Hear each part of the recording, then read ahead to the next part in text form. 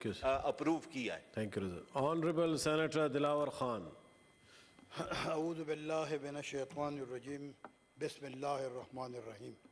شکریہ جناب چیئرمین صاحب. کل جب میری باری آئی تو رضا صاحب نے کہا کہ کوئی منسٹر ٹریجری بینچز پر کوئی فارن منسٹر صاحب یا کوئی ہے نہیں, لہٰذا آج منسٹر صاحب بیٹھے اور آپ کو غور سے سن رہے ہیں. تو سر آپ بیچ میں ٹانگ مت اڑائے, کیونکہ میرا وہ جو یہ ایکسپینڈ کر دیں پلیز. وہ میرا جو کنسنٹریشن ہے وہ ختم ہو جاتے ہیں, تو آپ مہربانی کریں. اچھا میں تو نہ پر آتا موشن پر آتا ہوں. تو میں ایک شعر پڑھتا ہوں کہ کوئی چراغ جلاتا نہیں سلیقے سے, ورنہ شکوہ نہ کرتا میں اسی طریقے سے. یہ ریکویزیشن کا سر اجلاس بلایا گیا, اور کل رضا صاحب نے وزراء صاحبان کا تو شکایت کیا, لیکن جن لوگوں نے اس ریکویزیشن پر دستخط کیے تھے اس میں کتنے لوگ یہاں حاضر تھے, اس کا ہم ذکر نہیں کرتے. آج کتنا حاضری ہے, آج بھی آپ دیکھ لیں. ہمارا جناب چیئرمین صاحب ریاست پاکستان اپنا ذمہ داری احسن طریقے سے ادا کر رہا ہے اس حوالے سے, اور یہ کسی ایک بندے کا ایشو نہیں ہے, امت مسلمہ کا مسئلہ ہے. میں اس حوالے سے جناب چیئرمین صاحب ایک شعر پڑھتا ہوں کہ دل منافق تھا شب ہجر میں سویا کیسے, اور جب تجھ سے ملا ٹوٹ کے رویا کیسے. جناب چیئرمین صاحب یہ شعر دل منافق تھا, دل منافق تھا کہ شب ہجر میں سویا کیسے. جناب چیئرمین صاحب فلسطین کا واقعہ, جو شہادتیں ہو رہی ہیں, جو ظلم اور زیادتیاں ان پر ہو رہی ہیں, یہ کوئی نیا واقعہ نہیں ہے. میں تھوڑا سا تاریخی پس منظر, ہمارے سب بھائیوں نے, ڈاکٹر وسیم شہزاد صاحب نے, اسحاق ڈار صاحب نے, سب نے اس آرڈر ان دا ہاؤس. سنیں دلاور خان صاحب اتنی اہم بات کر رہے ہیں. بہت زیادہ شہادت تاوان صاحب سن سکیسر کے ٹائی بھی, اور آج تو بڑا بالکل فلسطینی دکھ رہے ہیں آپ. فلسطین کے حوالے سے سب بھائیوں نے, رفقائے کار نے بہت احسن طریقے سے اپنا اظہار خیال کا کیا. لیکن چیئرمین صاحب یہ کوئی پہلا واقعہ نہیں ہے. حضرت امام حسین علیہ السلام کربلا کا واقعہ ہوا, 12,000 قبائلی سرداروں نے اس کو کوفہ بلایا, اور اس نے اپنا الچی مسلم بن عقیل کو جب کوفہ بھیجا تو اس کو لاکھوں ہزاروں تعداد میں پول پاشی لوگوں نے کی. لیکن عشاء کا وقت جب آیا اور اس نے جب سلام پھیرا تو اس طرف بھی چند لوگ بیٹھے تھے اور اس طرف بھی چند لوگ بیٹھے تھے. باقی سارے جو 12,000 قبائلی سرداروں نے جو خطوط لکھے تھے اس کو دعوت دینے کے لیے, وہ غائب تھے. وہی چیز کربلا میں جب امام حسین علیہ السلام آیا 72 ساتھیوں کے ساتھ, تو آس پاس کے سارے علاقوں میں مسلمان موجود تھے, پانی دینے تک لوگ موجود نہیں تھے. یہ شعر جو میں نے سر پڑھا کہ دل منافق تھا, کہ اگر ہم منافق نہ ہوتے تو 1 ارب 70 کروڑ مسلمان موجود ہیں. اس میں ہمارے 7 ایسے اسلامی ممالک ہیں جس کے ساتھ تیل کا ایٹم بم موجود ہیں, جس کے ساتھ پیسوں سے مالا مال ہیں. رات کو سو جائیں اور صبح میٹنگ کر کے جو اسرائیل کی پشت پناہی کر رہی ہے اس ممالک کے سفراء کو اپنے اپنے ممالک سے بھیج دے, دوسرے دن یہ مسئلہ حل ہوگا. جناب چیئرمین صاحب, ہمیں تاریخ سے सबक सीखना चाहिए। ये जो फ़लस्तीन का जहाँ पर ये बैतुल मुक़द्दस ये हमारा क़िबले अव्वल और 17 महीने हम उस तरफ रुख करके नमाज़ पढ़ते थे।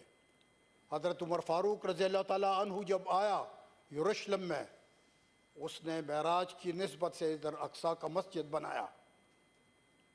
जनाब चेयरमैन साहब, उसने अपने तदब्बर से काम लेते हुए हैकल सुलेमानी में एक दीवार है जहाँ पर यहूदी अपना गरिया फरियाद करते हैं, उनको उस गरिया फरियाद के लिए वहाँ इजाज़त दी। अगर सुपर पावर उस ज़माने के जिस तरह हज़रत उमर फ़ारूक रज़ियल्लाहु ताला अन्हु ने यहूदियों को गरिया फरियाद के लिए वो जो दीवार गरिया है उसको इजाज़त दी थी, ईसाइयों का हज़रत ईसा अलैहिस्सलाम के विलादत का जगह है, अगर हिकमत से ये सुपर पावर काम लेते तो जिस तरह नबी करीम सल्लल्लाहु अलैहि वसल्लम ने हजर अस्वद को चादर में रख के और चारों 5 कबाइल के सरदारों को कहा कि ये यहाँ से उठा लो और अपने जगह पर हजर अस्वद को रखो, इसी तरह अगर आज के सुपर पावर या हमारे जो मुसलमान ममालिक मिलजुल के फ़लस्तीनियों के लिए कोई हल ढूंढते तो मेरा नहीं ख्याल कि आज जो शहादतें हो रही हैं ये होने थे। मैं अपना पाकिस्तान के हवाले से उस दिन मुश्ताक साहब ने कहा कि उनको असलहा देना चाहिए, ये करना चाहिए, वो करना चाहिए। रियासत पाकिस्तान चेयरमैन साहब पूरे उम्मत मुस्लिमा में सबसे ज़्यादा अहसन किरदार अदा कर रहे हैं इस हवाले से, ख्वाह वो कश्मीर का मसला हो भी अपना ज़िम्मेदारी अहसन तरीके से पूरा कर रहे हैं, या ये मसला हो रियासत पाकिस्तान अपना ज़िम्मेदारी समझते हैं। सर कल जो मुश्ताक साहब ने खिराज तहसीन अबू उबैदा को पेश किया जो कि हमास का सरबराह हैं, उसके माँ ने उसके लिए सही नाम रखा है अबू उबैदा। अबू उबैदा वो जलीलुल क़दर सहाबी थे जो कि जंग उहद में नबी करीम सल्लल्लाहु अलैहि वसल्लम पर डाल की तरह उसके ऊपर हिफाजती डाल बनकर अपने आप को ज़ख्मी की, लेकिन नबी करीम सल्लल्लाहु अलैहि वसल्लम को बचाया। वही अबू उबैदा हमास का सरबराह है और वो ऐसा टफ टाइम इतने बड़े ताकत को दिया है कि उसको ये सेनेट ऑफ पाकिस्तान की तरफ से हम खिराज तहसीन पेश करते हैं। वस्सलाम। Honorable Senator Kuratulain Mari. Thank you, Chairman Sahab. मेहरामन तंगी आप दिख रहे हैं, प्लीज। Chairman Sahab, सारे सेनेटर्स ने बोलना होता है, तशरीफ रखा करें और सुन लिए। तंग करने के लिए आ गए हाउस में आज आप जी। thank you, Chairman Sahab. Can I begin? Thank you. Chairman Sahab, 4 days ago, the United Nations voted on a resolution demanding immediate ceasefire in Gaza. 120 countries voted in favor of the resolution. 14 voted against, and 45 countries abstained. To those who abstained, I remind them of Desmond Tutu, who said, if you are neutral in situations of injustice, you have chosen the side of the oppressor. I suggest वो neutrality का लिबादा उतारें और खुलकर opposition करें। मगर हकीकत तो ये है कि ये सब ममालिक, the opposers and the abstainers, आज सब के सब अपने अपने मुल्क में mass campaigns देख रहे हैं in favor of the Palestinians. और क्यों ना देखें? If the systematic annihilation of the Palestinians in Gaza fails to move you, then you have no humanity left in you. Since the 7th of October, Mr. Chairman, Zionist Israeli forces have killed over 8,000 Palestinians.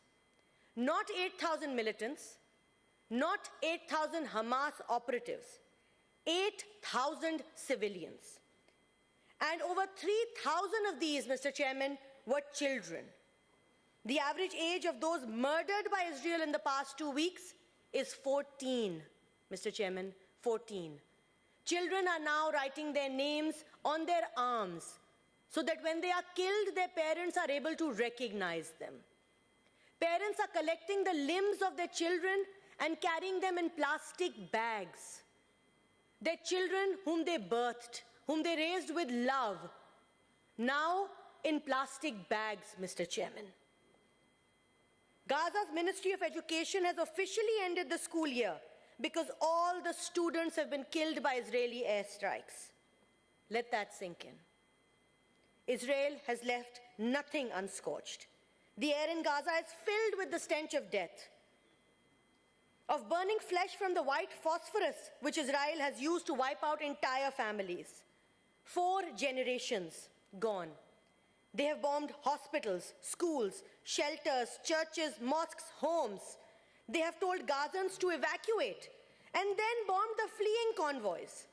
They have cut off Gaza's communication, electricity, water. This is a well-thought-out, well-planned ethnic cleansing. This, Mr. Chairman, is genocide. And if today we do not speak against this genocide, tomorrow we will not have any right to ask anyone to speak for us. Israel would have us believe that they knew nothing of the Hamas attack, which supposedly triggered this fresh Israeli mass murder spree. They would have us believe that Mossad, the most well-funded and advanced intelligence agency that they take great pride in, was absolutely clueless. And then suddenly, the same agency became so astute that they identified just how many Hamas operatives were hiding in which hospital, carrying how many weapons, with the lack of any supposed on-ground military operation. And then they bombed. And conveniently after each bombing, Mr. Chairman, which killed scores of innocent Palestinians, the Israelis went on the very sympathetic mainstream media and waved perfectly preserved, perfectly marked, evil bombing plans that the Hamas operative just happened to have in their pockets. मतलब हद हो गई. पहले आपको ये नहीं पता चला कि हमास आप पर 500 रॉकेट चला रहा है, फिर 2 दिन में आपको ये भी पता चल गया कि वो कितने हैं और कहां छुपे हैं. और इतने कोई ऑब्लाइजिंग अटैकर्स थे कि उन्होंने अपने सारे प्लान एक पर्चे पे लिखे, उस पर्चे को प्लास्टिक कोट कराया और वो अपनी जेब में रखा कि वो आपको मिले और फिर आप वो मेन स्ट्रीम मीडिया पर दिखाएं कि ये देखो प्लान थे. This is what Israel wants us to believe. While the reality, Mr. Chairman, is that this was all orchestrated to perpetuate genocide. Mr. Chairman, Netanyahu is a genocidal maniac, a warmonger who has complete support of all major news outlets. CNN की सारा सिग्नर वसूख से बोलती हैं कि Hamas ने Israeli बच्चे मारे और फोटोज हैं. बाद में बोलती हैं sorry, I was misinformed. Israeli hostage release होकर बोलती है we were taken care of, but Israel abandoned us. Headline क्या चलती है? I was scared for my life. The media has left no stone unturned in its support for this genocide. It is actively engaged in perception management against the Palestinians and in favor of Israel's genocidal assault. And all this, Chairman, while Netanyahu targets and kills on-ground journalists who try to report the atrocities they were witnessing. Media, in its fervor to support genocide, has abandoned its own fraternity. Chairman Sahab, मजहब के जो व्यापारी हैं वो सबसे बड़ी बीमारी है. Netanyahu and his Zionist state are trying to paint this as a religious war. It is not. We cannot allow this divisive rhetoric to prevail. We must not allow this unilateral ongoing terrorist attack to be misrepresented as a war between religions. This is not Muslim versus Jews. This is very clearly sanctioned and funded Zionist terrorism. Millions across the world belonging to all faiths are standing and marching in solidarity with Palestine today. Not in our name is what Jews across the world are chanting as they demand an end to this genocide. Descendants of Holocaust survivors are taking out advertisements in leading newspapers, detailing the atrocities and demanding a ceasefire. So to the governments of states still supporting Netanyahu's purge, I say, read the room. Your people are marching against your support to terrorism. Chairman Sahab, as a nation that has lived with the atrocities of terrorist groups, which have threatened not only our own country but the world, we must raise our voice louder than ever. Tomorrow, this pseudo-terrorist military tactic of decimating entire cities and an entire people over the actions of a few may very well be used against us, may be used against those states currently abstaining or voting against the UN resolution. Chairman Sahab, we must recognize what is happening in Palestine as a blueprint for how any and all dissent can be annihilated in future without repercussions, without condemnations. But let us not forget that those who make peaceful revolution impossible will make violent revolution inevitable. If nations today are not going to take a stand against the ongoing atrocities for the beleaguered Palestinians, I urge them to take a stand for themselves, lest this, Mr. Chairman, sets a precedent for which all of us will eventually pay. Thank you. Thank you, Honorable Senator Mushahid Hussain Sayyid. Thank you, sir. Bismillah ar-Rahman ar-Rahim. First of all, I'd like to compliment my distinguished colleague, Kurutulan Mari Saiba, for for her strategic clarity on the Palestinian issue. And I think she's not pulled any punches. Sir, it's a great moment that the Parliament of Pakistan, the Senate of Pakistan is focusing on Palestine, because for us, Palestine is part of our DNA from the day one creation of Pakistan, because the Qaid-e-Azam Muhammad Ali Jinnah talked of Palestine. Even before the creation of Pakistan, and when the 23rd March 1940 resolution was passed, there were two resolutions, one for the self-determination of the Muslims of the subcontinent, and one for the self-determination of the people of Palestine. So we have been very, very consistent and clear in our position. And we are the only non-Arab country, Mr. Chairman, which has taken part in two Arab-Israeli wars in 1967 and 1973. And our pilots have shot down Israeli planes. And we should not forget, yes, and that when Prime Minister Zulfikar Ali Bhutto was Prime Minister, the Islamic conference was held in Lahore. And for the first time, the Palestine Liberation Organization, PLO, under the leadership of Yasser Arafat, was accorded the official recognition as the sole legitimate representative of the people of Palestine in Pakistan. So Pakistan's own future, our role in the Middle East, our focus on Palestine is inextricably intertwined. Sir, on this issue, I would say there are three clear areas we should focus on. Number one, what is the cause of what happened on 7th of October? The resistance by the Palestinian people to the repression of Israel. 50 years, 6 years of occupation, 15 years of blockade, 5 Arab-Israeli wars in Gaza. And let me also make it very clear, because the Western media has been talking that Hamas, which is also a duly elected representative of the people of Gaza, in January 2006, Mr. Chairman, there were elections in Gaza, monitored by the former American President Jimmy Carter, who said they are the freest elections that took place in the Middle East. In that, Hamas emerged as an elected representative of the people of Gaza. And so they have their ministries, they have their government, and we are very proud of the fact, the Senate of Pakistan, that I was then chairman of the Foreign Relations Committee in June 2006. We hosted the Hamas Foreign Minister Mahmoud Zahar when he came to Pakistan in June 2006, and we also provided him financial and other support, and he addressed our parliament here. And I think that we have this kind of history, so we should be very clear. Hamas is a political organization representing the people of Palestine, opposing the state terrorism of Israel. The second aspect, which is very important, is, which is also referred to my distinguished colleague who just spoke before me, the Israeli war crimes. These are not just ordinary war crimes.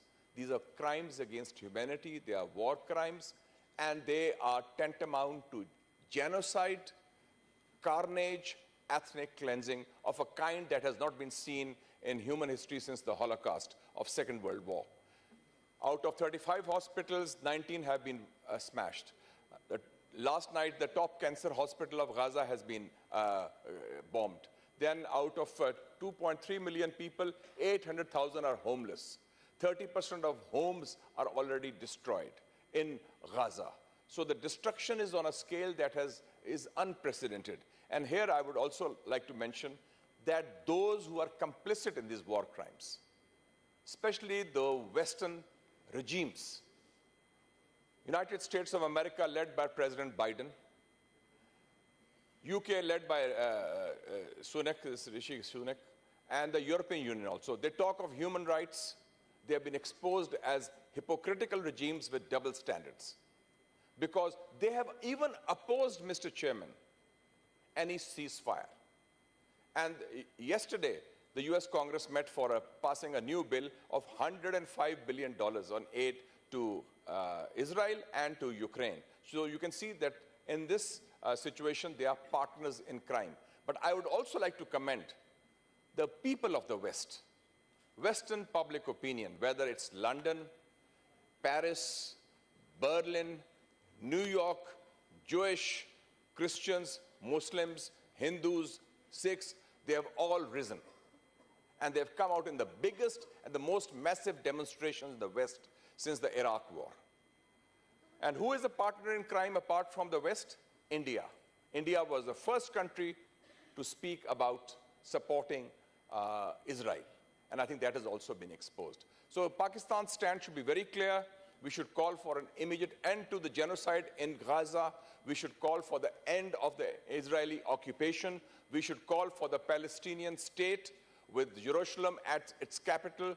We should also call immediately for supplies, humanitarian supplies through the Rafah crossing. And sir, Mr. Chairman, we should make it very clear there is absolutely no question of any recognition of the Zionist entity called Israel. That is not acceptable for us. Because every few months at a time we hear, sometimes from Islamabad, sometimes from Pindi, voices which are muted. They talk of recognition of Israel. That is not part of our agenda, because whether it's the people of Kashmir or the people of Palestine, the two causes are inextricably intertwined. They're causes which are legitimate for resistance to occupation, and they are causes that are linked with UN resolutions that have been defied. And Pakistan should play a forefront role in that.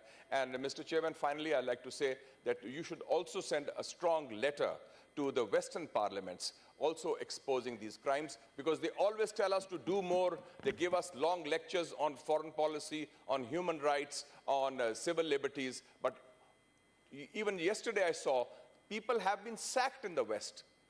Officials, British parliamentary undersecretary who was the Minister of State, he was sacked because he called for a ceasefire.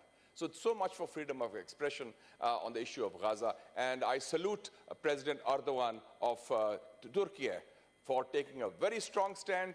He led the million-man march in Istanbul 3 days ago, and he has taken a very clear position. And the people of Pakistan would like to assure the people of Palestine that whether in these difficult times, we stand with them firmly and strongly. And I think that we should also think of, Mr. Chairman, a parliamentary delegation going through the Rafah crossing in Gaza with relief supplies to show our solidarity with the people of Palestine. Thank you very much. Thank you, Ji. Honorable Senator Mohsen Aziz. शुक्रिया chairman साहब। बिस्मिल्लाहिर्रहमानिर्रहीम। मैं फ़लस्तीन पे बात करने के लिए सबसे पहले एक कुछ अशार मेरी बीवी हुमा मोहसिन ने लिखे हैं, वो पढ़ना चाहता हूँ। कैसा है ये शोर व फ़ग़ां, अंगुश बदा हैं ये समा, हर तरफ बिखरे है बेकफन लाशें, बेरहम है जहाँ ओ बेज़मीर हुक्मा, कोई तो देखे कहाँ से आए लाशें, दंग आसमां कैसी है ये दीद, हशर है जो सालों पे है मुहीत, थक गई ये ज़मीं उठाते उठाते लाशें, दो कदम चला था कि रुक गया, एक तिफल मेरे कदम को छू गया, न रही माँ न बहन न ही भाई, میں اکیلا ہی اٹھاؤں کتنے لاشیں، میں اکیلا ہی اٹھاؤں کتنے لاشیں، ہاتھ اٹھتے ہی جھولی میں گر جاتے ہیں، تو ہے سمیع و بصیر کچھ تو رحم فرما، تیرے سجدے میں گرے ہیں کتنے لاشیں۔ اس بات کے بعد میں بابی نے یہ کہنا شاعری چاہ تو رہا بڑی ہوں، اچھی لکھی ہے لیکن آپ کی تیاری ٹھیک نہیں کرائی۔ سر بس وہ زیادہ پڑھی لکھی ہے، میں ذرا کم۔ پتہ چل رہا ہے آج۔ سر یہ فلسطین پہ اگر آدمی بات کرے تو ایک بربریت کی، ایک ظلم کی، ایک ڈر کی، بے رحمی کی، زیادتی کی، اور ساتھ ساتھ افسوس کا ایک مقام ہے، ندامت کا، شرمندگی کا اور لاچارگی اور بے حسی کا یہ داستان ہے۔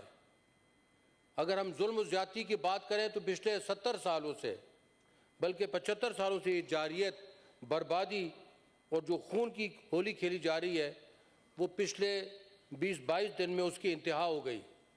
8,000 سے زیادہ شہداء، 18,000 سے زیادہ زخمی اور کئی لوگ جو ہے وہ مس پلیسڈ، اور اس کے علاوہ ہسپتالوں میں اب علاج کی جگہ بھی نہیں ہے،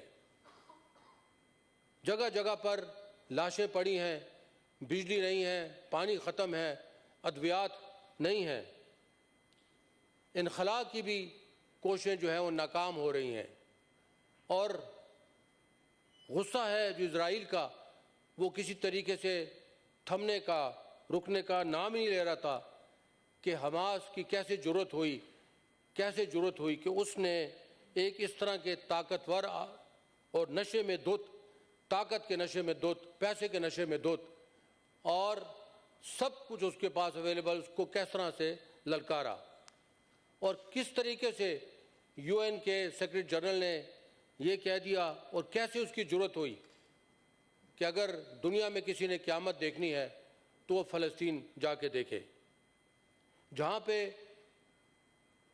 والدین نے بچوں کے سینوں پر ان کے نام اس لیے لکھ دیے ہیں تاکہ جب وہ ان کو شہید کیا جائے تو کم از کم ان کی پہچان ممکن ہو،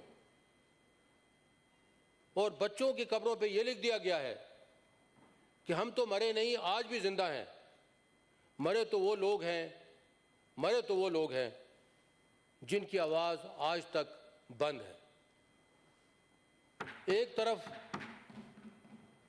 ایک طرف پیسے کی گھمنڈ میں ظالم سماج اور ظالم جو لوگ ہیں،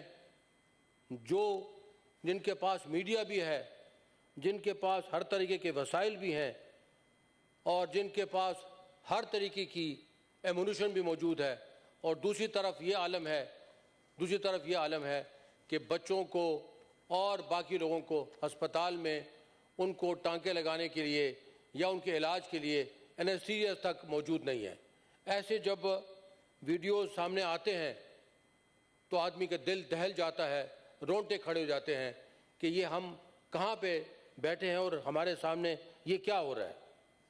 ہم اپنے بچوں کو دیکھتے ہیں، ذرا سی اگر وہ رو پڑے تو اس کی اذیت ہم سے برداشت نہیں ہوتی، اور اس کے جو ہے رونا ہم سے برداشت نہیں ہوتا، اور یہ بھی ہمارے بچے ہیں جو کہ کٹ مر رہے ہیں، ہر 15 منٹ میں ایک بچہ وہاں شہید ہو رہا ہے ہسپتال میں یا بم کی وجہ سے، اور یہ 15 منٹ میں ایک بچہ شہید ہو رہا ہے۔ جب سے ہم یہاں بیٹھے ہیں میرا خیال ہے اس میں بھی آپ 5-6 بچے اس وقت ابھی شہید ہو گئے ہوں گے۔ افسوس یہ ہے کہ جو ہمارے عرب ممالک ہیں وہ آج بھی اس پہ لگے ہوئے ہیں کہ وہ کس طریقے سے اسرائیل کو جو ہے اپنی تجارت کے لیے اس کو کس طریقے سے ان سے سفارتی تعلقات قائم رکھیں۔ افسوس کی بات ہے، نہایت افسوس کی بات ہے کہ ایک طرف انسان ہے اور ایک طرف تجارت ہے، ایک طرف خون کی ہولی ہے اور ایک طرف ضمیر بک رہا ہے۔ ہمیں یہ سوچنا ہے کہ آخر یہ جو قبضہ ہے یہ 75 سالوں سے قبضہ ہے اور قبضہ بڑھتا ہی جا رہا ہے، یا آخر کہاں پہ اس کا انتہا ہوگا۔ میں تو یہ کہتا ہوں کہ اس طریقے سے اگر چلتا رہا تو ہم اللہ کے سامنے کیا منہ لے کر جائیں گے؟ ہم اپنے نبی صلی اللہ علیہ وسلم کے سامنے کس طریقے سے حاضر ہوں گے, ہم کیا ان کو جواب دیں گے, آیا کسی نے ہم سے کسی وقت جواب لینا ہے یا نہیں. میں یہ سمجھتا ہوں سر کہ یہ جو زیادتی ہے, یہ جو ظلم ہے, یہ اگر اس کو فی الفور بند نہ کیا جائے تو میں سمجھتا ہوں کہ یہ بہت بڑی بربادی ہے. میں سمجھتا ہوں کہ آج جو عرب ممالک اس پہ خاموش بیٹھے ہیں, ان کو شاید یہ معلوم نہیں ہے, وہ شاید جانتے نہیں ہیں کہ آج جن کا وہ تماشا دیکھ رہے ہیں کل ان کا بھی تماشا بنے گا. اور اس وجہ سے کیونکہ ہمیں اسرائیل کے جو ان کے ارادے ہیں وہ سب کو معلوم ہے, وہ یہاں تک اپنے آپ کو کنٹین نہیں کرنا چاہتا, وہ آگے بڑھے گا, اور جتنی طاقت اس کے پاس ہے اس کے پاس بڑھنے کی قابلیت موجود ہے. اس لیے میں سمجھتا ہوں کہ ہمیں ہوش کے ناخن کرنے چاہیے, ہمیں اس پہ بات کم از کم کرنی چاہیے ہے. ان کی جو فنڈنگ ہے, جو فلسطین کو فنڈنگ نہیں مل رہی, اسرائیل کو جو فنڈنگ مل رہی ہے ہر طریقے سے, ان کے پولیٹیشین, ان کے بزنس مین امریکہ میں بیٹھے ہوئے ان کو فنڈنگ کر رہے ہیں, اور ہماری طرف سے وہ غریب کھانے کو اس وقت ترس رہے ہیں. میں کہتا ہوں کہ کہاں ہے ہمارے یہاں کی بیٹی جس کو ہم ملالہ یوسفزئی کہتے ہیں, کہ وہ آج ان کے لیے آواز تک نہیں اٹھاتی, آواز اس نے بند کر رکھی ہے. نوبل پرائز یافتہ جو ہے وہ ایک لڑکی ہے, لیکن بات آج نہیں کر سکتی. یہی وہ باتیں ہیں, یہی وہ باتیں ہیں, یہی وہ باتیں ہیں, یہی وہ باتیں ہیں کہ جن کی وجہ سے اتنا جو ہے ایگریشن شروع ہو گیا ہے. ہم تو یہ سمجھتے ہیں, ہم تو یہ کہتے ہیں کہ لکھا ہوتا ہے be silent when kids sleep not when they die. یہ آج کی خاموشی کل کے لیے بہت بڑا ایک طوفان برپا کرے گی. میں پچھلے دنوں بداپیسٹ گیا تھا, تو وہاں پہ ڈینوبے جو ہے, جو ریور ہے, اس کے کنارے پہ جو منسٹر صاحب ادھر بیٹھے ہوئے نا جی, اگر وہ آپ کے ساتھ بیٹھے ہیں تو آپ یہ نہ کہیں کہ نہیں ہے. جی, تو اس کے کنارے ہم تو یہی سمجھتے ہیں کہ شاید ہٹلر نے جو ہولوکاسٹ کیا شاید وہ صحیح کیا, کہ وہاں پہ جو لوگوں کو, بچوں کو وہاں سے ڈینوبے میں گرا دیا گیا, اور ان کے جو بعض میں جن کے پاس اچھے جوتے تھے وہ وہیں ان سے اتار دیے گئے. تو بات یہ ہے کہ آج وہ ویسٹ جو اس طریقے کی چیزوں کو پورٹرے کرتا ہے اور اس مزری کو یاد کرتا ہے, وہ فلسطین کے بچوں کو, فلسطین کی ماؤں کو کیوں بھول گیا. میں سمجھتا ہوں کہ ہمارے سینٹ کی طرف سے بھی, ہم سب یہاں بیٹھے ہیں, ہمیں بھی اپنی طرف سے ایک کنٹریبیوشن کرنی چاہیے towards the cause, towards Palestine cause. ہمیں کم از کم جو ہے ایک فنڈ کھولنا چاہیے ہے, اور اپنی جو ہے کم از کم ایک ماہ کی تنخواہ اس میں ڈونیٹ کرنی چاہیے. میں اپنی طرف سے جو ہے سب اگر دوست کریں گے, میں اپنی طرف سے زیادہ بھی کرنے کو تیار ہوں جتنا کہ کسی میں کو ضرورت ہے. لیکن بات یہ ہے کہ ہمیں یہاں پہ بھی ہمیں سولیڈیرٹی شو کرنے کے ساتھ ساتھ ان کو جس چیزوں کی ضرورت ہے اس کا بھی خیال رکھنا چاہیے. ساتھ ہی ساتھ ہمیں یہاں سے, جس طرح سے باقی دوستوں نے کہا, آپ کی طرف سے ایک اسٹرانگ کنڈیمنیشن کا لیٹر جانا چاہیے, ایک ہماری طرف سے سولیڈیرٹی کا ریزولوشن کے ساتھ انشاءاللہ میں بھیجوں, اور ریزولوشن ہماری طرف سے جانا چاہیے کہ یہ سیز فائر, سب سے پہلے تو سیز فائر ہو, اس کے بعد اس کا کوئی ایک ریزولوشن نکالا جائے. بہت شکریہ جی. تھینک یو جی. مشاہد حسین سید صاحب اور شہری رحمان مشتاق صاحب جی دے دیں, منسٹری فارن افیئر کو بھی دکھا دیں ایک دفعہ تاکہ وہ بھی دیکھ لیں, کل تاکہ پاس کریں گے جی. آنریبل سینیٹر پروفیسر ڈاکٹر مہر تاج Roghani. Thank you very much, Mr. Chairman. جیسے پرومس کیا تھا, I'll not take more than maybe 2 or 3 minutes. Neither sort of, مجھے نہ شعر آتے ہیں, شاعری بھی نہیں آتی, neither I'm a good orator, اور ہسٹری اس کا بھی نہیں پتہ زیادہ. ماشاءاللہ قرۃ العین نے بہت زیادہ اچھی تقریر کی, باقی میرے کولیگز نے بھی کی. میں ایک پریکٹیکل ڈاکٹر ہوں اور میں اپنے پریکٹس کے حوالے سے بتاؤں گی. I'm a pediatrician. جب مائیں اپنے بچوں کو لاتی تھی جب بیمار ہوتی تھی تو like whether chest infection or gastroenteritis whatever, تو میں ان کو کہتی تھی کہ ٹھیک ہو جائے گا, 2 دن لیں گے, 3 دن. مدرس تھی, رات کو مجھے 2 دفعہ فون, 3 دفعہ فون کرتی تھی. میں بھی انسان تھی, میں کہتی تھی بھائی فور گڈنس سیک ٹھیک ہو جائے گا نا, 2 تو دن ہوئے, 3 تو دن ہوئے. وہ مجھے کہتے تھے ڈاکٹر صاحب بس آپ کے اپنے بچے نہیں ہیں نا, آپ کو پتہ نہیں کہ بچے کتنے عزیز ہوتے ہیں. تو لائک مجھے وہ بات یاد آتی ہے کہ اب تو غزہ میں یہ مائیں جو تصویریں میں تو دیکھ بھی نہیں سکتی, ٹو بی کوائٹ آنسٹ, میں پاس کر لیتی ہوں, لیکن بعض نظر پڑ جاتی ہے تو 2 بچوں کو ایک دفعہ ایک جگہ پہ دفن کر رہے ہیں. I don't know really what will be the feeling, جیسے ایک بیماری کے لیے فیلنگ تھی. ہم کہتے ہیں کہ فزیکلی لڑو, اگر فزیکلی نہیں لڑ سکتے تو پھر زبان سے لڑو, زبان سے نہیں لڑ سکتے تو دل میں لڑو. لیکن ہمارے پیڈیاٹرک ایسوسی ایشن نے کیا ہے سارے پاکستان کے, کہ وہ بھی اسی طرح غمزدہ ہیں جیسے ہم سب ہیں. انہوں نے ایک لیٹر لکھا ہے, and I'll just read out that letter. انہوں نے لکھا ہے Pakistan mission to the United Nations. This was on 16th October 2023. The permanent mission of Pakistan to the United Nations presents its compliments to the executive. یہ ان کا جواب آیا ہمارے پاس.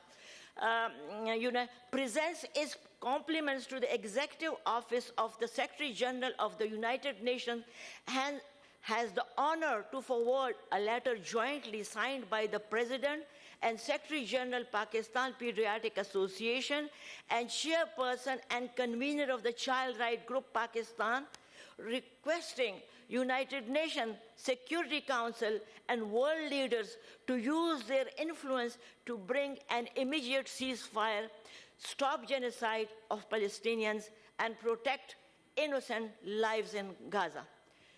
The permanent mission of Pakistan to the United Nations avails itself of this opportunity to renew to the Executive Office of the Secretary General of the United Nations the assurances of its highest consideration. And this is written by the United Nations Secretariat, Executive Office of the Secretary General of the United Nations Headquarters, New York. یہ ہمیں اس کا جواب آیا پیٹے. تو مطلب یہ ہے کہ میں نے تو یہ سنا تھا کہ زبان سے جواب دو اور فزیکلی دو, دل سے. قلم کا نہیں سنا تھا. ہمارے پیڈیاٹرک ایسوسی ایشن نے قلم استعمال کیا اور یہ لکھا ہے. اینڈ میں یہ کہوں گی مسٹر چیئرمین کہ آج کل اسپیچز ہوئی, آج ہیں کل بھی شاید ہوں, at the end of the day اس کا ریزلٹ کیا ہوگا؟ اس کا result 0/0. I am sorry for that, but کچھ ریزلٹ نہیں ہوگا. صرف ہمارے یہ دلوں کے بلاس جو call it, I don't know how to say it in Urdu اور انگلش, لیکن پشتو میں کہتے ہیں ہمارے دلوں کے بلاس تو نکل جائیں گے, لیکن آنیسٹلی اس کا کچھ بھی نہیں ہوگا. کیونکہ جیسے گاؤں میں ایک بدماش پیدا ہو جاتا ہے نا مسٹر چیئرمین, تو گاؤں کا بدماش جو ہوتا ہے تو ہم سب اس بدماش سے ڈرتے ہیں.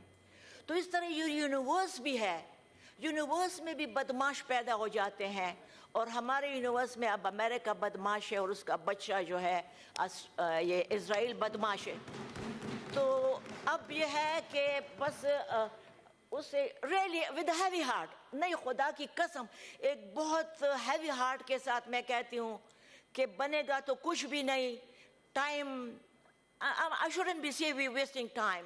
Like بس اپنی آواز پہنچا رہے ہیں, جہاں جہاں تک پہنچے میڈیا بیچے, خدا کرے یہ ہماری آوازیں پہنچائیں.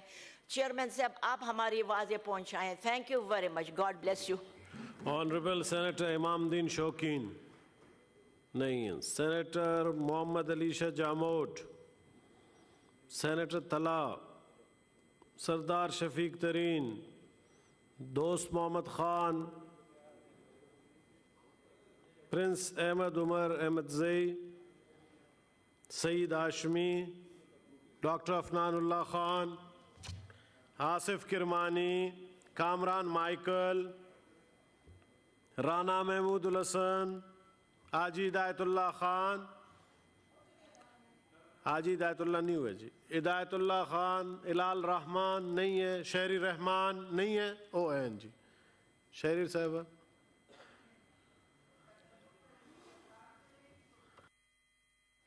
تکلف کروانی ہے تو کر لیتے ہیں. تھینک یو چیئرمین صاحب. میں سمجھی مائک کسی کا اور آن ہے، لیکن بہت شکریہ آپ نے اس سیشن کو ٹائم دیا اور ہم سب کو ٹائم دے رہے ہیں one by one. I am sure باقی ممبرز جن کے آپ نے نام لیے، لمبی فہرست ہے، وہ بھی ضرور آئیں گے اور اپنا فرض جو فلسطین اور دنیا کے اس وقت پریشان حال لوگ ہیں ان کے لیے آواز اٹھائیں گے. ایک بات تو ہمارے سارے دوستوں نے کہی ہے، بڑی قابل آوازیں اٹھی ہیں، اور آج تو خاص طور سے تقاریر کا لیول ایک الگ ہی معیار کا رہا ہے. میں وہ باتیں ریپیٹ نہیں کروں گی، سب کو پتہ ہے دل دہلانے والی مناظر وہاں سے روز نکل رہے ہیں. اعداد و شمار بھی ایسے ہیں کہ دنیا نے کبھی دیکھے نہیں ہیں. میں اس لیے کہہ رہی ہوں کہ بچوں کے حوالے سے ہی جو ہزاروں میں اب شہید ہو گئے ہیں، سیو دا چلڈرن جیسے ادارے نے، جو عالمی ادارہ ہے، انہوں نے بھی کہا ہے کہ ہم نے ایسی ہلاکتیں بچوں کی بے دردی سے نہیں دیکھی. یہ سیو دا چلڈرن ایک عالمی ادارہ ہے، انہوں نے بھی کہا ہے کہ ہزاروں میں نمبرز آ گئے اور ہمیں اصل نمبرز کا پتہ بھی نہیں ہے. These are, Chairman صاحب, the statistics of our collective shame. The collective shame is such کہ وہاں humanitarian convoys نہیں اندر جا رہے اور نہ ان کو لے جانے دیا جا رہا ہے. اسرائیل گراؤنڈ پہ گراؤنڈ اٹیکس، دوسرا گراؤنڈ اٹیک شروع کر چکا ہے. اتنی سی سٹرپ رہ گئی ہے غزہ کی، جو کہتے ہیں کہ جیسے کشمیر کی طرح کہا جاتا ہے اوپن پریزن ہے، لیکن وہ اوپن پریزن نہیں ہے. چیئرمین صاحب، اوپن پریزن میں کچھ حقوق بھی ہوتے ہیں، آنے جانے کی کیفیت کچھ ہوتی ہے، بارڈ لگے ہوتے ہیں. یہ ایک اوپن نہیں ہے، کنسنٹریشن کیمپ بن گیا ہے، جہاں ان کو جمع کر کے اور جان بوجھ کے انیسنٹ سویلینز کہتے ہیں نہیں مارنا چاہتے، لیکن یہ سب کاغذی جمع خرچ ہے. یہ کہنے کی باتیں ہیں، یہ ان کو جان بوجھ کے دانستہ طور پہ ٹارگٹ کر کے وہاں مارا جا رہا ہے. بار بار کہا جا رہا ہے کہ ہسپتال ایویکیویٹ کریں، ہسپتال ایویکیویٹ کریں. دنیا کی بدترین جنگوں میں ہسپتال اور ایڈ کانوائز یہ چلتے رہتے ہیں. They are allowed.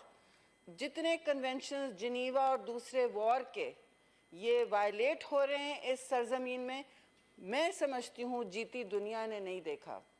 یا شاید پھر 12ویں 11ویں صدی میں ہوتا ہوگا، جہاں لوگوں کو نظر آتش کرتے تھے کہ یہ جنگ ہے، اور اس کو ڈارک ایجز کہا جاتا تھا. یورپ کے ڈارک ایجز، میڈیول ٹائمز کہا جاتا تھا انہی وجوہات سے. تو آج کیا اندھیرا، جسے اندھیرا نہیں چھا کے ہمارے دلوں پہ بھی، ہمارے ذہن پہ بھی، ہماری دنیا پر، کہ ایسا قانون کا اس وقت کھلواڑ ہوا ہے انٹرنیشنل لاء کا، جس کا روز مشاہد بھائی نے بھی کہا، سینیٹر صاحب نے کہا کہ روز ہمیں درس دیا جاتا ہے اور کل بھی دیا جائے گا. ستم ظریفی تو یہ ہے کہ کل بھی دیا جائے گا. میں تو اپنے پوائنٹس چھوڑ کے وہ نہیں کرنا چاہ رہی کہ کوئی اوور لیپ ہو، بٹ ہمیں کل بھی یہ درس دیا جائے گا دھڑلے سے. میں یہ کہنا چاہتی ہوں کہ جو آکیوپیشن وہاں ہے اس وقت، یہ آکیوپیشن تو یہ اپنے مقاصد، اتنا جنگی بیڑے آئے ہوئے ہیں، سب کچھ کیا ہوا ہے، وہ تو شاید پورے کر لیں، لیکن یہ جنگ اب مسلسل رہے گی. یہ جنگ اب ختم نہیں ہونے والی. چیئرمین صاحب، جب آپ اتنی بربریت کو ریاست کے ساتھ منسلک کر لیتے ہیں، this is state sponsored terrorism. Let us call it what it is. It is state sponsored terrorism, not terrorism by non-state actors. اگر آپ نے حماس کو کنڈیم بھی کیا، جو ریاستیں کرتی ہیں کہ دہشت گردی کو ہم کنڈیم کرتے ہیں، دہشت گردی کو کرتے ہیں، لیکن وہ ریاست نہیں ہے اور ان پر وہ رولز نہیں لاگو ہیں. The same rules don't apply as they do to a state that is supported by many of the Western powers. And who say now that a ceasefire is not possible, and the UN Security Council, the sessions are running day after day, while children's limbs are being amputated. They are amputating them under, quote unquote, slight sedation. What is slight sedation? Is it a little bit of anesthetic in your nose while you're sitting up and they amputate your limb? Is that what these ages have come to? Is that what the 21st century, the whole architecture of human rights as envisioned by the United Nations, the dream after the Second World War, promised us? This is not humanity. This is hell. This is hell on earth. And this is bestiality at its worst, when children are being amputated, their limbs are being amputated sitting up under mild anesthetic, and nobody has refuted this. Al-Quds Hospital is being repeatedly asked to evacuate. The Jews who are standing there, some of them, मैं कहती हूँ आफरीन, वो खड़े not in my name जैसे senator Qurratulain ने कहा, not in my name बहुत लोग कर रहे हैं. दुनिया की रियासतें क्या कर रही हैं और दुनिया की अवाम क्या कह रही है, उनमें खुला तजाद है. अवाम हर जगह, आप कोई भी मुल्क का नाम ले लें, सिर्फ मुस्लिम ममालिक नहीं, बस उससे बहुत ज़्यादा वेस्टर्न ममालिक में इस वक्त मुजाहरे हो रहे हैं, उनकी सड़कें भर गई हैं. आपका क्या ख्याल है कि ये जंग यहाँ ख़त्म होगी? इराक की तरह जब मुजाहरे होते थे, उनसे बड़े हैं ये. जब ज़बरदस्ती इराक का इन्वेजन हुआ to detect weapons of mass destruction that were not there, they were never found. There is a whole report on that. They were never found. But Iraq is destroyed. It's balkanized. Palestine was also balkanized, Chairman Sahab, but I do want to say, this did not begin this October. एक date दी जाती है 7 तारीख की कि this is when it began, when Hamas attacked. Not at all. The mass terrorization of Palestine, its citizens, their denial of a state, when they opened their arms to the persecuted Jews of Europe, they rightly did so. They did so. They opened their arms. They are now being told, get out, or this will be your death. And death भी चले, वो बहुत सारे जो वहाँ रह रहे हैं, उनको मौत और शहादत मंजूर है. अब सितम तो उन पे ये है कि वो कहते हैं हमें मंजूर है, लेकिन मंजूरी के बाद अगर दुनिया समझती है कि ये नस्ल कुशी जो है, ये जेनोसाइड जो चल रहा है, इसके बाद ये सब एक शमा की तरह गुल हो जाएगा, ऐसा नहीं होगा. ऐसा नहीं होगा. तारीख से कोई भी आप मुताला कर लें, जब किसी कौम को इस तरह जिस तरह फ़लस्तीनियों के साथ हो रहा है, पहले उनको आहिस्ता आहिस्ता आहिस्ता समंदर में धकेला, फिर उनके इर्द गिर्द ये स्टॉकेड बना दिया है, ये मुहासरा हो चुका है उनका, वो अंदर ट्रैप्ड हैं. So innocents are trapped and they are being killed every day, deliberately, while messaging continues that we are now hitting back for Hamas's attacks. This is also happening, beginning in the West Bank, जहाँ कोई Hamas के लोग नहीं हैं, सबको पता है. और आहिस्ता आहिस्ता इसके footprint हर जगह जाएंगे. So all I want to say is, what went on in Palestine, in Gaza, will not stay in Palestine. I'm not advocating for 1 minute the spread of violent terrorism or any kind of terrorism. But when a people are denied their right to life, not even a state, now they're not, forget the state, they're not being denied a right, they're not being given a right to life. That is what genocide is, friends. Yes. That is exactly what genocide is. When you no longer have a right to life because of your ethnicity. And it's quite right, this is no religious war. This is worse. This is the politics of clear open oppression.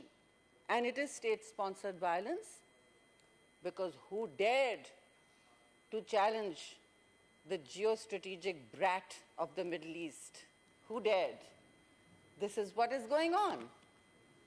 And the anger must be taken out. There is a video running, Chairman Saab, and I'm speaking in English. I wish the Palestinian ambassador was here, because we have all declared solidarity with him. We've all made the right noises. We've all said there should be a two-state solution, there should be an immediate ceasefire, there should be humanitarian entry corridors. We're all saying that. While we say that, all the right things, we feel helpless and distraught at what is being done in front of our noses and eyes. And in that case, Chairman Saab, the one thing to do and say is, do whatever you can. Because the Palestinian ambassador said to me, yesterday I was wearing what he had given, the Palestinian scarf. And what he said was, this matters to us. Even your speeches matter to us because, and your solidarity, because we then feel we are not alone. The People's Party has always stood by Palestine from day one, from Chairman Zulfikar Ali Bhutto to Shaheed Mohtarama, Benazir Bhutto. Both our Shohada leaders have. I don't need to repeat it. But Chairman Bilawal also went there and said, you need to know that you are not alone. And he said that is very important for us. So please, if you are concluding tomorrow, if in your infinite wisdom you think it is generous to invite him or correct, then please do so, because I think it matters to them what we say. At least they're not, we feel sometimes they're empty words. And may I also suggest, Chairman Saab, there's a lot to say. It's being said, it has been said, more will be said. May I also suggest, Chairman Shah, I'm not sure that more aid will help, but I think they are in desperate need. There's no water, there's no fuel, they're drinking salty water, there's no food, there's no electricity, and then there's always an internet blackout created so to pave the way for an invasion, another invasion. These invasions will continue. We must do our bit.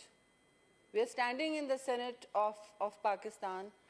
Across the aisle, there is nothing but solidarity and anguish.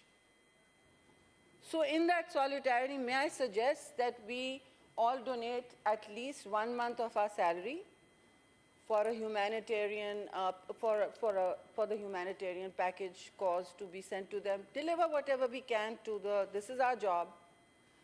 Whatever we can, if everyone agrees, to the ambassador to convey to his people who are in danger of being wiped out by off the face of this earth by a state-sponsored terrorist regime.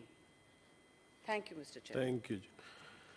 Honorable Senator Taj Haider. Honorable Senator Taj Haider sahab, nahi tashrif laye. Honorable Senator Faisal Salim. Honorable Senator Faisal Salim. Senator Samina Mumtaz. Senator Ahmed Khan Khoda Babar. Senator Taur Rahman. Kamran Murtaza. Senator Dr. Zarka Sorwardi Taimur. Nahi rahi hain? Ji ji ji sir, आज आप तकरीर करके जाएंगे, बैठे रहें इंशाल्लाह, चाहे रात 11 बज जाए, हम इधर ही हैं, मैं और deputy chairman.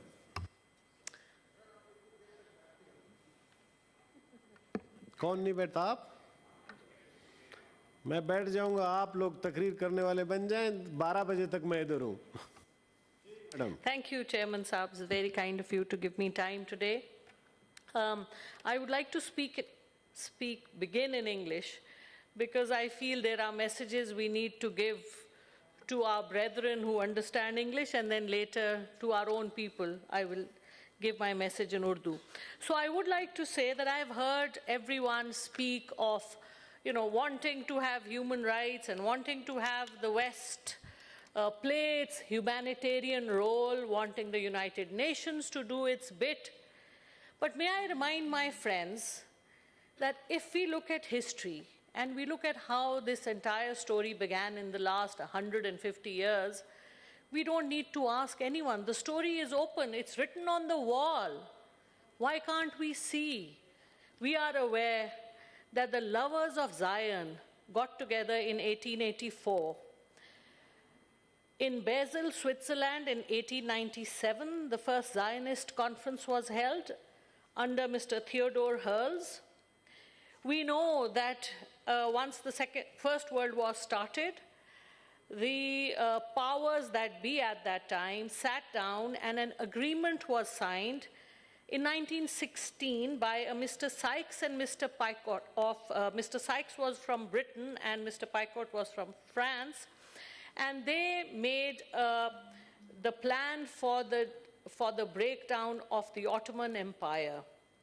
This is history. And finally, the Balfour Declaration that so many people have mentioned was put forward in 1917. So this is all under a design. The fact that Israel was given the land of Palestine in 1948 was by design.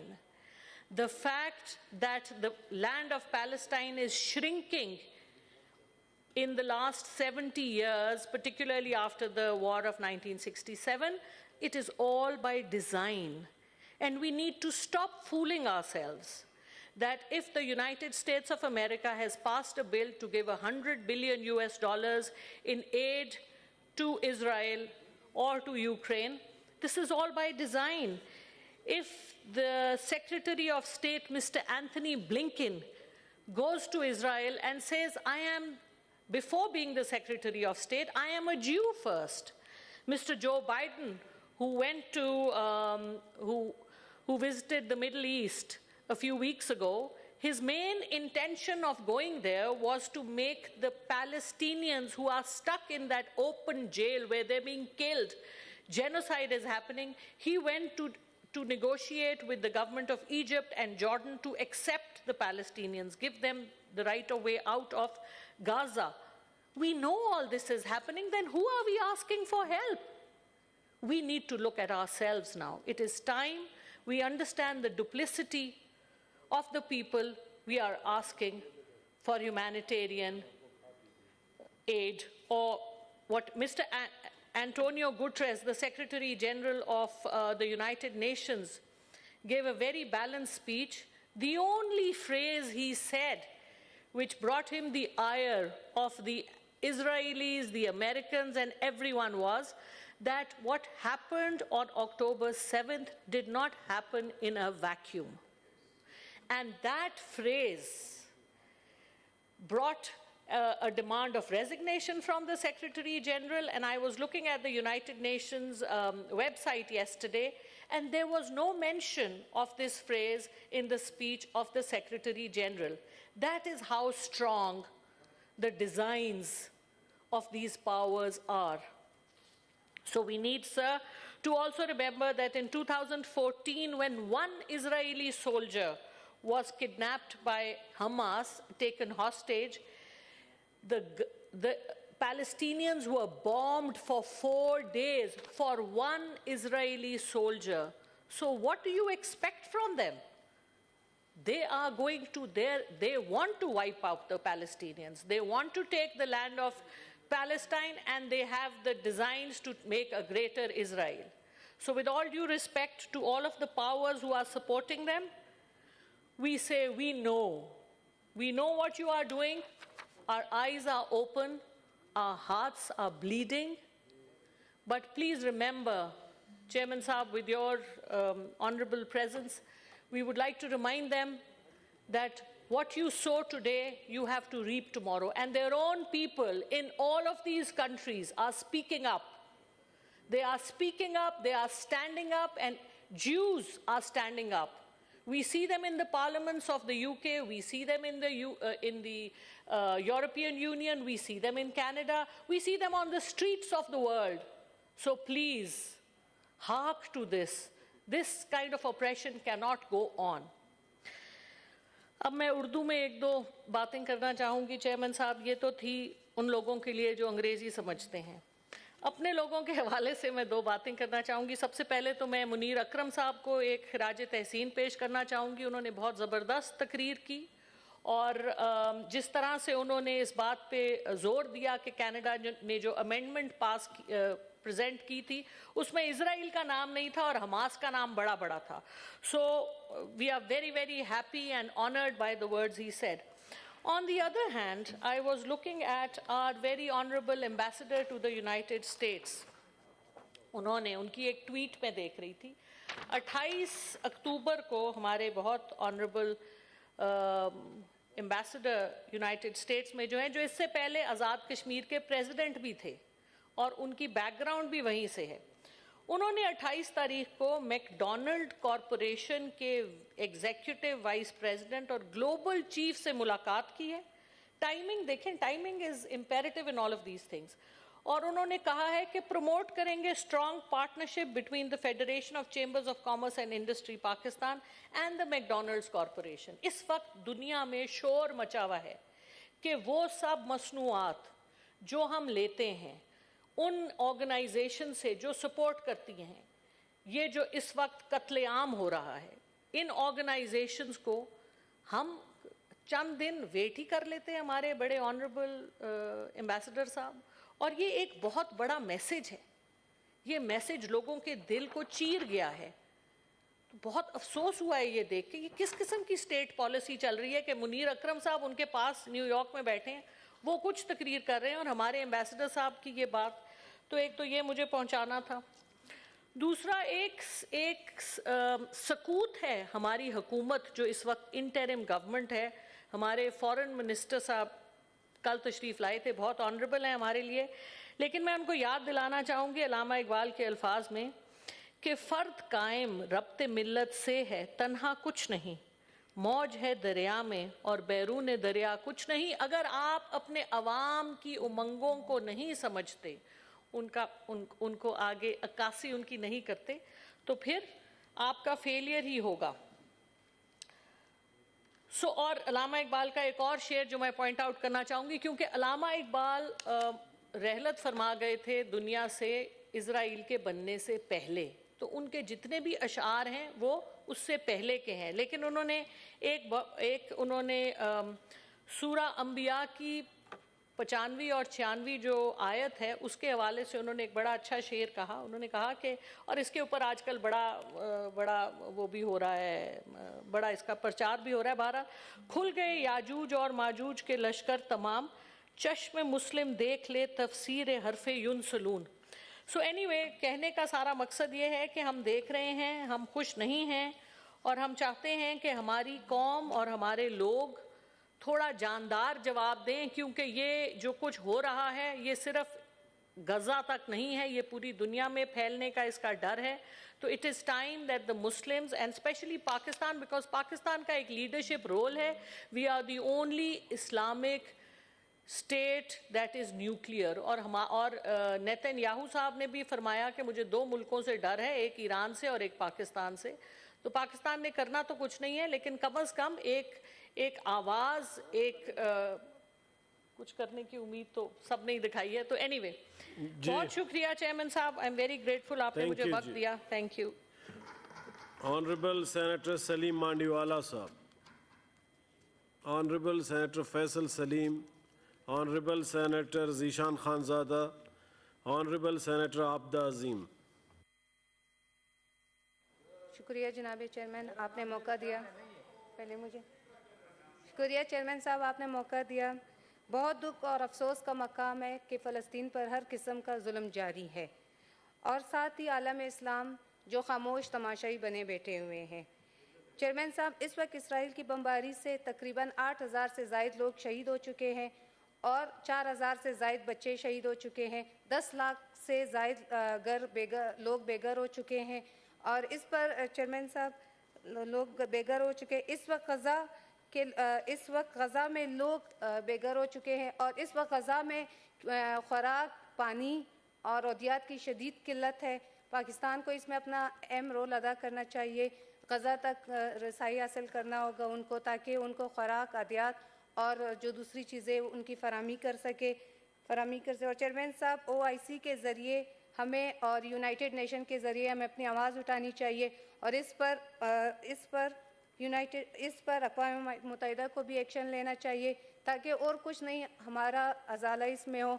आज हम चुप रहेंगे तो chairman साहब खुदा न ख्वास्ता करिए इसके लिपट में सारा आलम इस्लाम आ सकता है, जो अल्लाह करे ना हो। और चेयरमैन साहब इस पर मुस्लिम ममालिक की खामोशी बेसी को देकर मोहम्मद बिन कासिम का एक कौल बार बार जहन में आता है, गैरत जब जंग आलूद होती है तो तलवारें सिर्फ रक्स के लिए इस्तेमाल होती है। और चेयरमैन साहब मैंने एक और बात भी करनी थी, अगर आप सिर्फ 1 मिनट दे दें। जी चेयरमैन साहब, चमन में आज 13वां दिन है जो वो लोग धरना दिए बैठे हुए हैं, क्योंकि निगरां हुकूमत ने उन पर एक बहुत बड़ा फैसला मुसल्लत कर दिया है। वो फैसला पासपोर्ट की सूरत में। चेयरमैन साहब, हमारे जो पश्तून लोग हैं वो पासपोर्ट का मसला बहुत अहम है, क्योंकि चेयरमैन साहब हमारे लोगों का कुछ जायदादें उस पार है और कुछ जायदादें इस पार है, कुछ ज़मीन उस पार है, कुछ ज़मीन इस पार है।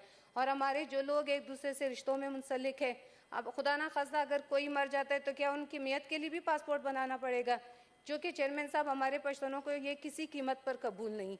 आपसे गुजारिश है और हमारे जो निगरां हुकूमत के मिनिस्टर से गुजारिश है कि इस पर प्लीज़ आप लोग एक्शन ले लें और इनके जो मुतालबात है उसको तस्लीम कर लें।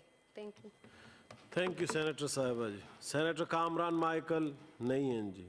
सेनेटर सलीम मानीवाला साहब नहीं आए जी। रजा रबानी साहब नहीं है। ओह, ऐसे नहीं हो सकता।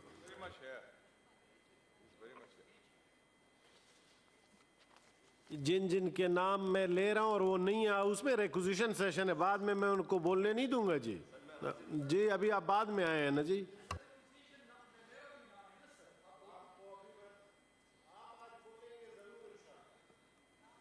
रात 11 बजे।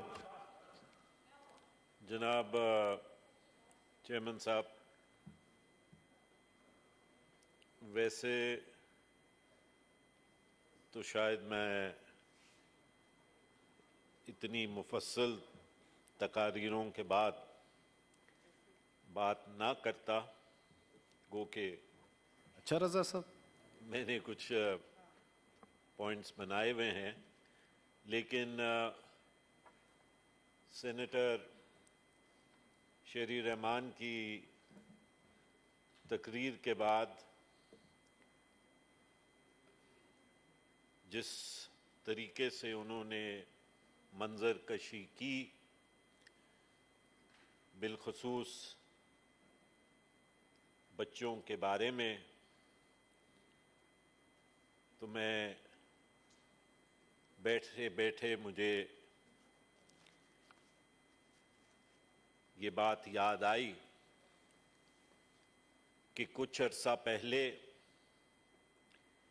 मैंने एक किताब लिखी थी जिसका नाम स्माइल स्नैचर्स था। ये किताब फिक्शन थी और इसमें मैंने कोशिश की थी कि मंजर कशी करूं उन बच्चों की जो कॉन्फ्लिक्ट एरियाज के अंदर मौजूद हैं और उनके साथ क्या बीतती है। और उसमें लाजमी बात है कि कश्मीर के फ़लस्तीन के बच्चों का भी जिक्र है, लेकिन that was fiction, Mr. Chairman. And what we are seeing today is much more than that fiction. आज जो हम देख रहे हैं जनाब चेयरमैन, वो ये है कि फ़लस्तीन में एक बच्चा अपनी मां की कूख से सीधा कफन में जा रहा है। जनाब chairman, the small coffins are the heaviest to pick up. Janab Chairman, when will we, the shameless Muslim world, stand up against this oppression and suppression? वो वक्त कब आएगा जनाब चेयरमैन जब फ़लस्तीन में बच्चों की लाशें उठाना बंद होगा? जनाब चेयरमैन, ہم یہ دیکھ رہے ہیں کہ فلسطین کے اندر بچے اور ایک پوری جنریشن جو ہے وہ ویجیٹیبلز کے اندر کنورٹ ہو رہی ہے، لیکن مسلم امہ اور مسلم حکومتیں اس بات کو باور نہیں لا رہی۔ میں نے ایک جگہ پڑھا حال ہی میں 2 یا 3 دن پہلے جناب چیئرمین کہ ایک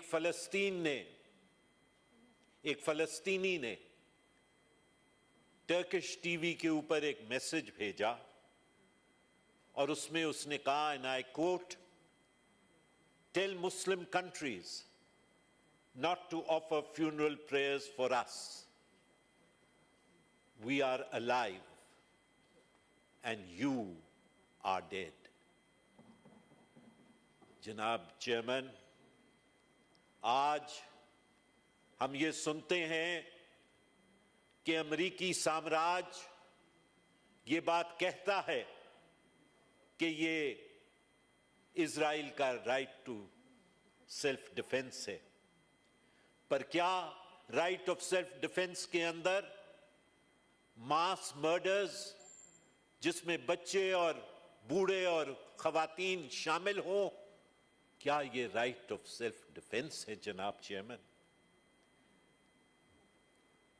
امریکی سامراج اور اس کے ساتھ ویسٹرن کیپٹلز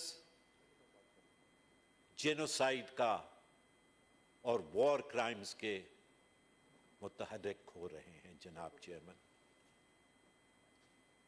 جناب چیئرمین، آج ویسٹرن کیپٹلز کے اندر ایکسٹریم رائٹ ونگ حکومتیں موجود ہیں and they are becoming the citadels of fascism، اور اس کے نتیجے میں جناب چیئرمین وہ لوگ ان کے جو فلسطین کے لیے ڈیمنسٹریشنز کر رہے ہیں ان کو ویسٹرن کیپٹلز میں اریسٹ کیا جا رہا ہے۔ وہ ملازمین جو فورن کمپنیز میں وہاں پہ کام کر رہے ہیں، اگر ان کو اس بات کا شبہ ہوتا ہے کہ ان کا تعلق یا ان کی ہمدردی فلسطین کے ساتھ ہے، تو ان کو نوکریوں سے نکالا جا رہا ہے۔ برطانیہ میں جناب چیئرمین 2 اتنی بڑی مارچز کے بعد یہ حیرت کی بات ہے کہ پولیس اسکولوں اور یونیورسٹیز کی اب سرویلنس کر رہی ہے کہ یہ دیکھا جائے کہ وہ کون سے لوگ ہیں جو فلسطین کی حمایت میں نکل رہے ہیں۔ اور امریکہ میں جناب چیئرمین ایک پریزیڈنشل کینڈیڈیٹ ایسا ہے جو کہتا ہے کہ جو لوگ فلسطین کے لیے مظاہرہ کر رہے ہیں ان کو ملک سے نکال دیا جائے، اور اس کے ساتھ ساتھ وہ یہ بھی کہتا ہے کہ مسلمانوں کی انٹری کے اوپر امریکہ میں بین لگا لیا جائے۔ جناب چیئرمین، فاسفورس بامز اور یورینیم جو ہے وہ غازہ کے اندر گرایا جا رہا ہے، کیا یہ وار کرائمز نہیں ہیں؟ Israel and its collaborators, Mr. Chairman, should be charged for war crimes. The effects of radioactivity on Gaza will be such that it will render the land unlivable for Arabs or even Jews. Today, the Israelis have outdone the American imperialists in ruthlessness, as was done in the My Lai massacre in Vietnam. Hitler's gas chambers are a part of human excess, but what is witnessed in Gaza has put these gas chambers to shame. Gaza, Janab Chairman, a small strip of land, is subjected to rocket attacks and carpet bombings, resulting in over 25 days of such attacks, where infants and children are being slaughtered, sisters and mothers are being killed, brothers and fathers being murdered, and along with this, Mr. Chairman, पानी बंद कर दिया गया है, medicines बंद कर दी गई हैं, गैस और इलेक्ट्रिसिटी बंद कर दी गई है, मेडिकल रिलीफ्स को रोक दिया गया है, फ्यूल को बंद कर दिया गया है, जिसके रिजल्ट में अस्पतालों की सर्विसेज खत्म कर दी गई हैं। और वो बच्चे जनाब चेयरमैन जो इंक्यूबेटर्स के ऊपर हैं, उनकी जिंदगी को खतरा लाहक हो गया है, क्योंकि इलेक्ट्रिसिटी की सप्लाई नहीं है। मैं सवाल ये करता हूं कि अगर ये जेनोसाइड नहीं है जनाब चेयरमैन, तो फिर जेनोसाइड क्या है? Mr. Chairman, in law, genocide has been described to mean, and I quote, the deliberate killing of large number of people from particular nation or ethnic group with the aim of destroying that nation or group is called a campaign of genocide. The definition contained in Article 2 of the Genocide Convention describes it as, and I quote, a crime constitute with the intent to destroy a national, ethnic, racial, or religious group in whole or in part, unquote. Genocide, Mr. Chairman, constitutes a war crime. Some examples in international law of prohibited acts are murder, which is taking place in Gaza, mutilation, which is taking place in Gaza, cruel treatment and torture, which is taking place in Gaza, taking of hostages, intentionally directing attacks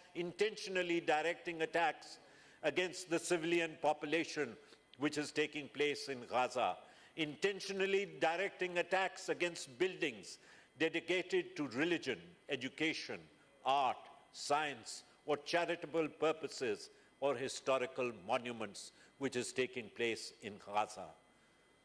Janab Chairman, there are 12 war crimes against humanity. And war crimes against humanity, those 12 are: number 1, war of aggression; number 2, war crimes; number 3, murder; number 4, massacre; number 5, genocide; number 6, ethnic cleansing; number 7, deputation; number 8, unethical deputation. Thank you, Senator Moshayed. Unethical human experimentation. Number 9, extrajudicial punishments. Number 10, the use of weapon of mass destruction. Number 11, state terrorism or state sponsorship of terrorism. And number 12, death squads and kidnapping. The United States, while supporting the war crimes committed by Israel, should remember, Mr. Chairman, just 2 minutes more, should remember the instructions given to armies of the United States in the field. Those were issued by President Abraham Lincoln during the American Civil War. And I'm just concluding. The Nuremberg tribunals, Mr. Chairman, इन्होंने 3 categories of crimes को excuse me, इन्होंने 3 categories of crimes को define किया था. Number 1, crimes against peace. Number 2, war crimes which include murder, ill treatment, and deputation. And number 3, crimes against humanity, which is known as genocide. Today, conveniently, the Western world have forgotten their own history. Janab Chairman, ye afsos ki baat hai कि the OIC and the Arab League and the Muslim capitals have played no role whatsoever. The Muslim nations are soft peddling. ये निहायत अफसोस का मुकाम है जनाब chairman कि मुस्लिम दुनिया की जो गवर्नमेंट्स हैं वो अपने मफादात को सामने रखते हुए इजराइल के लिए एक सॉफ्ट कॉर्नर ही कह सकते हैं वो रख रहे हैं। और एक निहायत ही अफसोसनाक बात है कि पाकिस्तान की जो मौजूदा हुकूमत है उसका जो पोजीशन है ऑन पैलेस्टाइन वो भी एम्बिगुअस पोजीशन है जनाब चेयरमैन। आप आज देख लें दूसरा दिन है आपकी डायरेक्शंस दी गई लेकिन फॉरेन मिनिस्टर यहाँ पे मौजूद नहीं है। इससे ज़्यादा इम्पोर्टेंट बिजनेस फॉरेन मिनिस्टर के पास क्या होगी कि वो फ़लस्तीन की डिबेट पार्लियामेंट में बैठ के सुने और वहाँ यहाँ पे वो ये बात को देखे कि पाकिस्तान के अवाम के एहसासात क्या हैं, लेकिन he is not present. This shows the callous attitude of this government towards Palestine.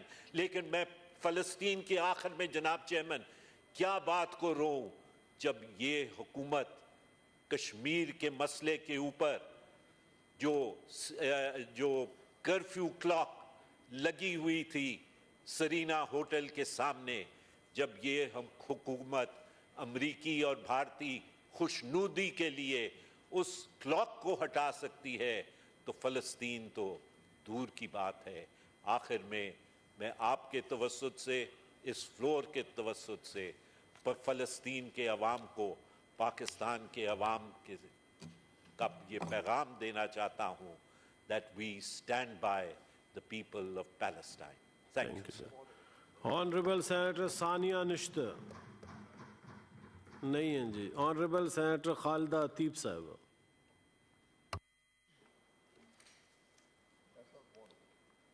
शुक्रिया जनाब चेयरमैन। आज हाउस में यह खुसूसी इजलास मुनक़्क़िद किया जा रहा है जिसमें फ़लस्तीन के हवाले से गुफ्तगू की जा रही है। ये तनाज़ा बहुत पुराना है और उस पर हमेशा कुछ जो भी मसाइल आते हैं उस तनाज़े के हवाले से उस पर रैलियाँ होती हैं, कॉन्फ्रेंसेस होती हैं, उस पर मज़म्मती करारदादें मंजूर होती हैं। बेशुमार करारदादें अक़वाम मुत्तहिदा में मंजूर हो चुकी, जनरल असम्बली में मंजूर हो चुकी, लेकिन कोई नतीजा बरामद नहीं हुआ। मुझे एक शेर याद आता है कि तकदीर के काजी का ये फतवा है अज़ल से, है जुर्म ज़ईफ़ी की सज़ा मर्ग मफाजात। इसराइल की जानिब से पूरी गज़ा में शहादत का सिलसिला जारी है और लोगों का वहाँ की बमबारी से जीना मुहाल हो गया है। पानी और बिजली बंद हैं, खुराक की तरसील पर पाबंदी है। इसके साथ साथ सूरत हाल ये है कि आलमी बरादरी की खामोशी एक सवालिया निशान है। आलमी तौर पर मुस्लिम उम्मा को जो कदम उठाना चाहिए था, जो तमाम मुस्लिम उम्मा को मिलकर एक ऐसा लाहे अमल तैयार करना चाहिए था कि जिससे ये ज़ाहिर होता कि हम फ़लस्तीनी मुसलमानों के शाना बशाना खड़े हैं, ऐसा कुछ भी नहीं हुआ। गज़ा का इलाका पहले ही बहुत पसमानदगी का शिकार था, लेकिन इस हमले के बाद वहाँ ये हाल है कि ना पानी है, ना बिजली है, ना खुराक है और ज़िंदगी की तमाम बुनियादी सहूलियात से महरूम वो तमाम लोग जो ज़िंदा बच गए हैं वो वहाँ कसम पुरसी की ज़िंदगी गुजार रहे हैं।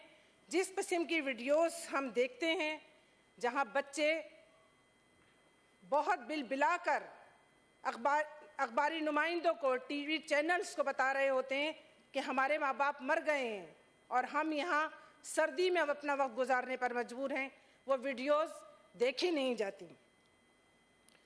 अस्पतालों पर हमले हो रहे हैं जहाँ बड़ी तादाद में अस्पताल का अमला भी शहीद हुआ और उन शहीद होने वाले बच्चों की लाशों का रखकर अस्पताल के अमले ने जो प्रेस कॉन्फ्रेंस की, यकीनन वो यहाँ बैठे हुए बहुत सारे मेरे साथी कोलीग्स ने देखी होगी।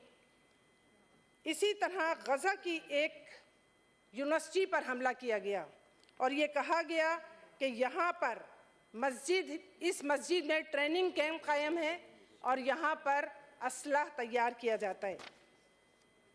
गज़ा की सूरत हाल की वजह से कि वहाँ के बाशिंदों ने नकल मकानी पर उन्हें मजबूर किया जा रहा है, लेकिन सवाल ये पैदा होता है कि वो नकल मकानी करके कहाँ जाएं। इस सिलसिले में आलमी बिरादरी को कोई कदम उठाना चाहिए, क्योंकि कोई भी अपनी जगह छोड़कर नहीं जाना चाहता और ये तमाम चीज़ें इसराइल कर ही इसलिए रहा है कि गज़ा को खाली कराया जाए और उस पर काबिज हो जाए। गज़ा की पट्टी 23 लाख लोग उस पर आबाद हैं। ये गुंजान आबाद खित्तों में शुमार होता है। 25 मील लंबी और 10 मील चौड़ी ये पट्टी, जिस पर बहुत ही गुर्बत ज़दा लोग आबाद हैं। छोटे से इलाके में जंग से महफूज रहने के लिए उन लोगों को नकल मकानी करनी पड़ रही है। मैं एक बार फिर ये बात दोहराऊंगी कि इंसानी हुकूक के ग्रुपों को, जो इंसानी हुकूक के अलंबरदार हैं, जो इंसानियत का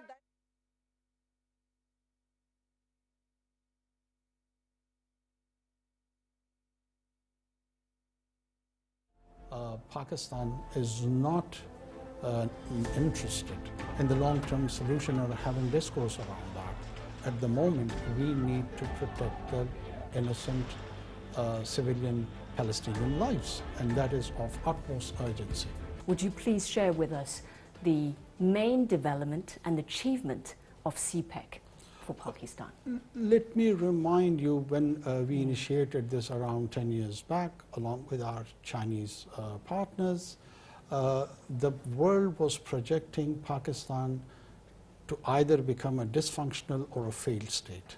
And in that milieu, in that environment, the BRI initiative comes, it intervenes and offers an opportunity to us to develop our infrastructure, to add to our energy sector, and all that was primarily an impetus to our economic growth. The province from which I come, Balochistan, we developed one of the most important ports, the Gwadar port over there. We did develop its connectivity with the mainland Pakistan, and we are expecting that a huge transformation of that region, which would be people-centric, creating more jobs for people, integrating them socially, economically, politically with the rest of the country. It was a win-win situation for Pakistan and China both. We are anticipating and focusing on the second phase of CPEC, which is the flagship project of BRI. And we are realizing that it's a grand opportunity which probably once comes in centuries. And it's that big leap which Pakistan's economy needs, that leap, that jump, that big push would come through the initiative of BRI. Now, so looking at the broader picture, what is the significance of the Belt and Road Initiative for Pakistan? How do you look at its prospects? But to me, it seems that this Chinese transformation of almost, which started 4 decades back, and its path and journey towards the modernization is offering a unique opportunity to the Chinese society itself and the connected region in which, of course, Pakistan has a very primacy role, and that important role is bringing us more close, and this transformation will not just limit between China and Pakistan. I see multiple north-south routes, rail networks, road networks, and broadening and enhancement of Chinese economic influence, Chinese political influence, which is for the larger global stability, it's one of the most and key factor which would be determining the politics of future, the economics of future, and even the civilizational questions in future. And this time, your trip to Beijing, and how is it? What's your first impressions? Well, this is my first ever visit to China, and I was utterly and completely mesmerized. I am a frequent visitor to the European continent, to the American continent, but unfortunately I didn't have the chance, which is a shame that I had never been to China. But as soon as I landed in Beijing, I just started comparing that what sort of material advancement and economic growth which you do see as symbols in its building, in its road infrastructure, in its movement of automobiles on the road, so on and so forth. I was speechless. I never expected that such an impressive journey has been taken by China, and unfortunately I had never witnessed that, but I'm glad that eventually I did it. I did not miss this observation, and I'm taking back this impression back home, and that impression would transform me as the biggest ambassador to Pakistan-China's friendship. If you were to describe your first impressions of Beijing in 3 words, perhaps, what would you say about Beijing, about China? Dignified, huge, self-confident. That's how I would describe Beijing, and probably when I see more of China, the rest of China. I understand you'll also be meeting with some local Chinese entrepreneurs this time, and you're going to Urumqi. That's on your agenda. As far as my visit to Urumqi is concerned, I'm very much excited. I'm probably the first ever head of a government who would be visiting that region, and it is very close to the northern part of Pakistan, and we have a few projects which would be linking through roads, and it would be actually the revival of Old Silk Road, and that is the part and area which is on the Pakistani side, and it would be connecting directly itself with Urumqi and Xinjiang. And we expect a lot of trade and economic activity on that front. We do anticipate that there would be a new wave in the area of tourism between China and Pakistan. For instance, we have got a lot of historical Buddhist sites, which would be of deep interest and attraction to the Chinese tourist. And vice versa, there are many Pakistanis, in millions, who just want to touch the Chinese land, and Urumqi would be its gateway. It would be gateway for us, an opening through road link with mainland China.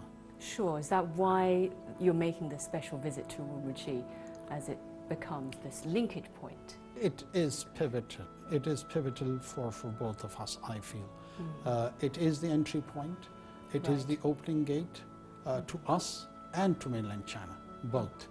Our region is underdeveloped, the Gilgit-Baltistan area, as is Urumqi.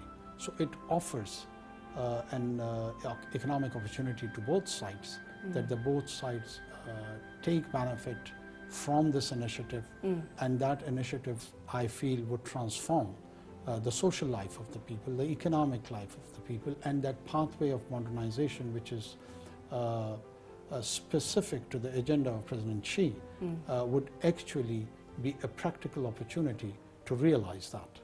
How do you evaluate the development of the relations between China and Pakistan over the years? This is one of the closest, one of the most valuable, one of the most desired on the part of both the parties, a relationship which both the countries value so deeply. We've been using metaphor of iron brothers, and more, it's more